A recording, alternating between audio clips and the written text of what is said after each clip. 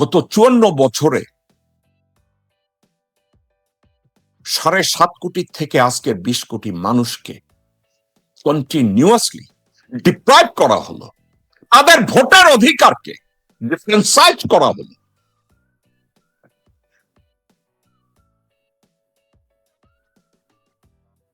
সেখানে আইন ভঙ্গকারীরা যখন এসে বলে আমরা আইনের শাসন প্রতিষ্ঠা করব, তখন বারবার আমার একটা কথা মনে হয়। এক ভদ্রলোক আমেরিকা একটা প্রভাব আছে, আপনাদেরকে আমি বলি। কথাটা হলো, you make me fool once, shame on you. You make me fool twice, shame on me. বাংলায় বলি, তুমি আমাকে প্রথমবারের মতো বলদ বানাইছো, তোমার লজ্জা হওয়া উচিত। কিন্তু তুমি যখন আমাকে দ্বিতীয়বারের মতো বলদ বানাইছো, লজ্জা আমার হওয়া উচিত।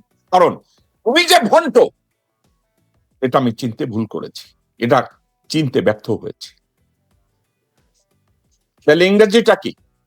You make me fool once, shame on you. You make me fool twice, shame on me. আপনারা শিওর তো যারা ধানের শীষে ভোট দিয়েছেন, আপনারা সঠিক জায়গায় ভোট দিয়েছেন এবং দেশটা ঠিক মতো গড়ে উঠবে? দেশটা যদি গড়ে ওঠে, ঠিক মতো গড়ে তোলা হয়, আর আমি যদি ভুল হই, আমার চেয়ে খুশি বেশি কেউ হবে না।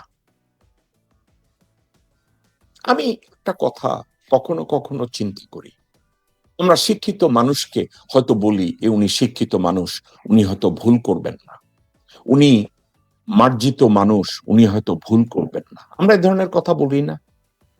আমরা এই কথাটা বলি। কিন্তু একজন মানুষের মধ্যে যদি পাওয়ার আকাঙ্ক্ষা পায়া বসে, তখন সে তার চরিত্র ভুলা যায়। বাংলাদেশে বিএনপির একজন নেতা আছে, একজন বড় ছাত্র নেতা ছিল, পরে রাজনৈতিক নেতা হয়েছে, ভালো নেতা, ভালো কথা বলে, ভালো চরিত্রের। কিন্তু যেহেতু কোনো পরিবারতন্ত্রের কানেকশন নাই, ভারতের কোনো কানেকশন নাই, উনি তারেক রহমান এবং বিএনপি নেতৃবৃন্দর কাছ থেকেও কোনো সাড়া পাচ্ছিলেন না। এই বিএনপি এবং ভারতের কাছে কানেকশন তৈরি করতে গিয়ে এই লোকটা খুবই একটা কথা বলে ফেলাইল। কি বলল? মুকেশ্বরী মন্দিরে মুসলমানরা গিয়া নামাজ পড়তে পারবে, আর মন্দিরের পূজারীরা বাইতুল মোকাররমে যাইয়া নামাজ পড়তে পারবে। দেখেন ভদ্রলোককে আপনারা চিনেন কিনা। ঢাকেশ্বরী মন্দিরে গিয়ে নামাজ পড়তে পারবে এবং ঢাকেশ্বরী মন্দিরের পুরোহিতরা প্রয়োজন মতো এসে বাইতুল মোকাররমে এসে পূজা দিতে পারবে। উনি যে কথাটা বলেছে, হাবিবুন নবী খান সোহেল, উনি নিজেও কিন্তু এই কথাটা বিশ্বাস করে না। কিন্তু নির্বাচনের আগে এতটা ডেসপারেট হয়ে গেল যে কোনো মূল্যে আমাকে তারেক রহমানের দৃষ্টি আকর্ষণ করতে হবে, বিএনপির দৃষ্টি আকর্ষণ করতে হবে, ভারতীয়দের দৃষ্টি আকর্ষণ করতে হবে। লোকটা শিক্ষিত, লোকটা মার্জিত, লোকটা দেশপ্রেমিক, কিন্তু লোকটা জীবনের এই বয়সে এসে রাজনীতি করে টের পাইল যে হোয়াট ইজ দিস। আমাকে তো রেল লাইনের বাইরে ফেলাইয়া দেওয়া হইলো, আমি তো কারো অ্যাটেনশন পাইতেছি না। আপনি কি জানেন এই লোকটা শেষে কি করছে? তারেক রহমানের সাথে সামান্য একটু দেখা করার জন্য তারেক রহমান যখন নাহিদ ইসলামের বাসায় গেলেন,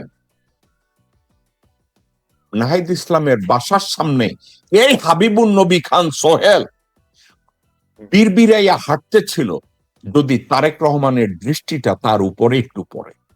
দেখেন, আমি মিথ্যা বলছি না, কে দেখেন। সোহেল ভাই কেমন আছেন?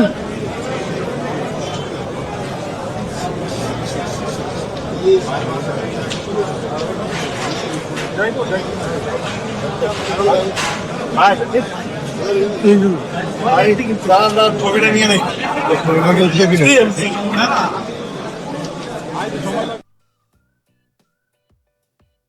তারেক রহমানের দেখা মিলে নাই, তারেক রহমানের সাথে চোখে চোখ পড়ে নাই।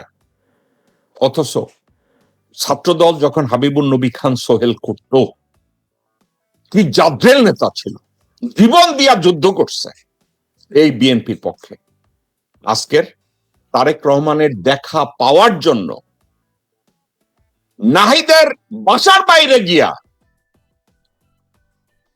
পদচারণা করে, হেঁটে বেড়ায়, তার দিকে কেউ তাকায় না। কারণ তার পকেটে 20 কোটি টাকা দিয়ে নমিনেশন বাণিজ্য সে করতে পারে না।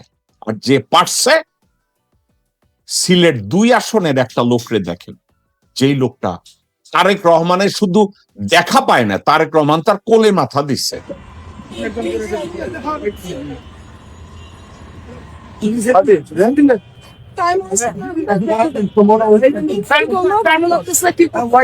আপনার ভালো লাগতেছে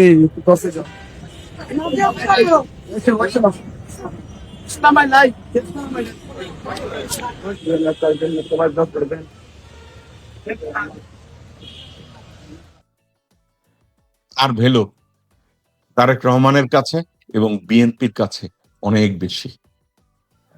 হাবিবুর নবী খান সোহেলকে দিয়ে কি হবে? কিছুই হবে না। কিন্তু এই নাসিরউদ্দিন চৌধুরী সিলেট 2 আসনের অধিবাসী যারা, তারা এই লোককে ভোট দিয়ে কি অর্জন করবে আমার তা জানা নাই।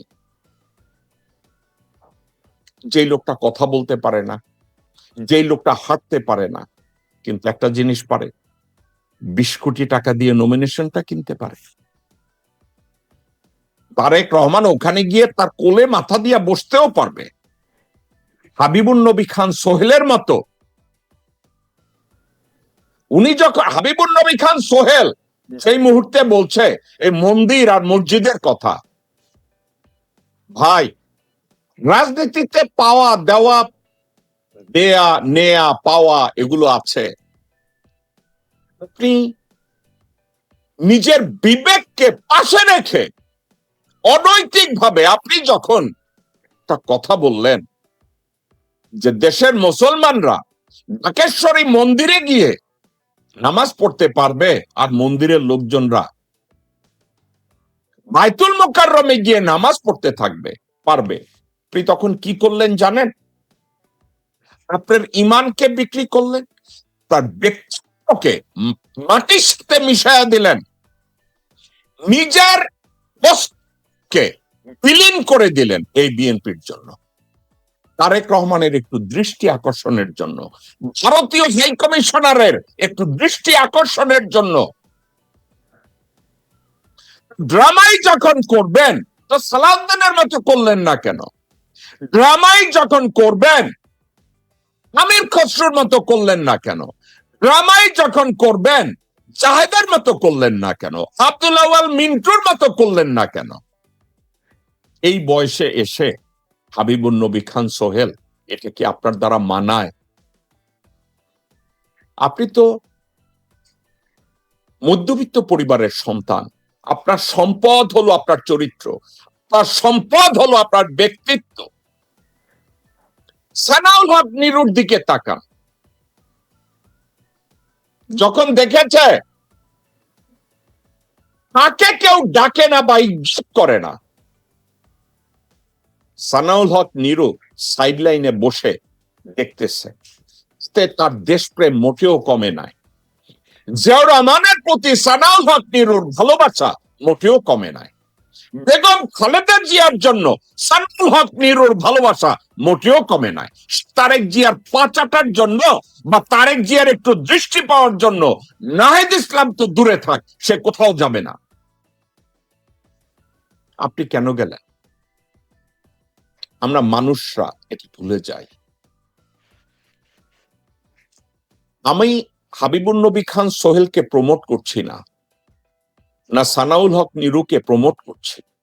আমি বাস্তবতাটা আপনাদের চোখের সামনে দেখাচ্ছি, রাজনীতি করতে গেলে মানুষের চাওয়া পাওয়া ধ্যান ধারণা এক্ষেত্রে কতটা মানুষ অসহায়। আমি আপনাদেরকে আজকের খুবই সংক্ষিপ্ত মিনিটে আরেকজনের কথা বলি। আর্মির একজন মেজর, উনি ঢাকায়, আমি আসনের কথা বললে সরাসরি ওনার দিকে চোখ ফেরানো হবে, ঢাকায় উনি এমপি হলেন।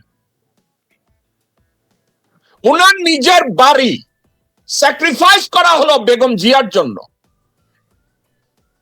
ওনাকে মন্ত্রী বানানো হলো। এরশাদের শাসনামল থেকে যখন বেগম জিয়া এবং বিএনপির উপরে দমন পীড়ন হচ্ছিল, এই লোক সাধ্যমতো চেষ্টা করেছে তারেক রহমান, আরাফাত রহমান কোকো, বেগম জিয়া তাদেরকে রক্ষা করতে, ডানে বায়ে যা করার করেছে। বেগম জিয়া তাকে মূল্যায়নও করেছে, মন্ত্রীও বানিয়েছে। এই লোক, তার আত্মসম্মান বোধ আছে, তার ব্যক্তিত্ব আছে, উনি দেশে গেলেন, দেশে গিয়ে অপেক্ষা করলেন 1 মাস, 1.5 মাস, 2 মাস, তারেক রহমান দেশে ফিরলেন। ওই মেজর সাহেব পা চাটতে গেলেন না, পা চাটতে যাননি, বসেছিলেন। তারেক রহমান কোন প্রকার কৃতজ্ঞতা বোধ, শ্রদ্ধা বোধ, ভালোবাসা, আন্তরিকতা দেখায় কিনা। উনি যখন দেখলেন না, কল করে নাই, ডাকে নাই, মনেও করে নাই, উনি তখন নিজের ইজ্জত, নিজের প্রেস্টিজ, নিজের ব্যক্তিত্ব, ঠিক আছে, উনি দেশের বাইরে আবার চলে আসলেন। আমি ওনাকে জিজ্ঞাসা করলাম, আপনি একবার কল করতে পারতেন? বলছে উনি জানেন আমি দেশে। আমি ওনাকে কল করতে যাওয়ার অর্থ উনি মনে করবে আমি চাওয়ার জন্য গেছি।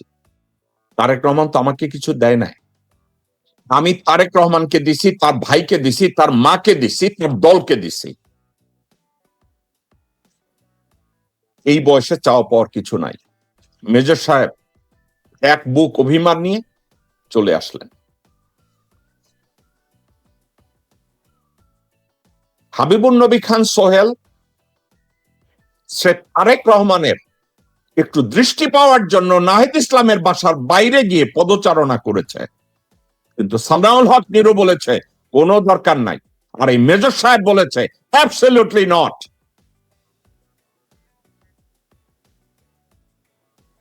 চিন্তা করে দেখেন আমরা কোন আদর্শকে পিক করব? আমরা চামচা হব? আপনারা অনেকে মনে করেন আমরা চামচা হয়ে এমপি হব। আপনি যে 2 দিন পরে হাবিবুন নবী খান সোহেল হবেন না, এই হাবিবুন নবী খান সোহেলকে দেখে